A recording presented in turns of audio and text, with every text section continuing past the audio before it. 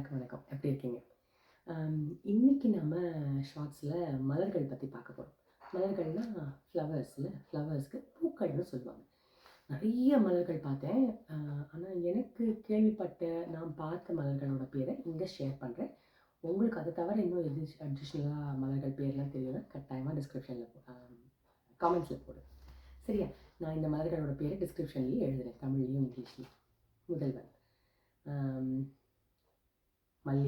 மல்லிகைனா jasmine. செம்பருத்தினா hibiscus. பார்த்துக்கேன், நல்லா சிவப்பாக பெருசாக இருக்கும். அது வேறு கலர்லலாம் கூட இருக்கும்னு கேள்விப்பட்டிருக்கேன். அப்புறம் அரளினா கோரியாண்டர்னால் நம்ம இதில் யூஸ் பண்ணுற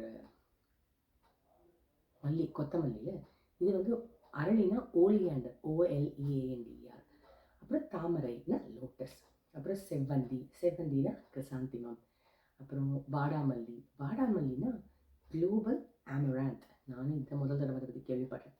அப்புறம் கனகாம்பரம் பார்த்துருப்பீங்க, லேடிஸ்லாம் வச்சுப்பாங்கல்ல தலையில், ஆரஞ்சு கலரில் இருக்கும். இந்த ஃப்ளவருக்கு வாசனையும் இருக்காது. கனகாம்பரத்துக்கு வந்து குரோசாண்ட்ரா. ஸோ கெசாண்ட்ரா இல்லை, குரோசாண்ட்ரா. அப்புறம் மனோரஞ்சிதம்னா ரங்கூன் க்ரீப்பர் சொல்கிறாங்க. அப்புறம் கொன்றைனா இந்தியன் லாபனம்.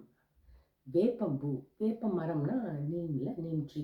ஸோ அப்போ வேப்பம்பூனா நீம் ஃப்ளவர்.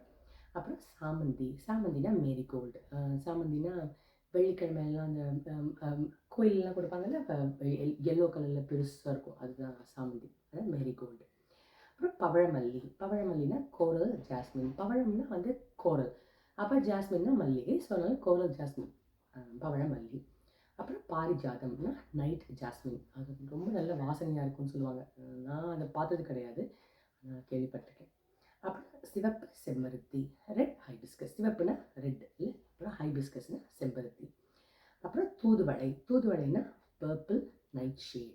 தூதுவளை கீரை கேள்விப்பட்டிருக்கேன், தூதுவளை மலர் பற்றி தெரியாது, ஆனால் அது பர்பிள் நைட் ஷேட். அப்புறம் ஆவாரம் பூ, டானஸ் காசியா. இதுதான் எனக்கு தெரிஞ்சது இப்போதைக்கு.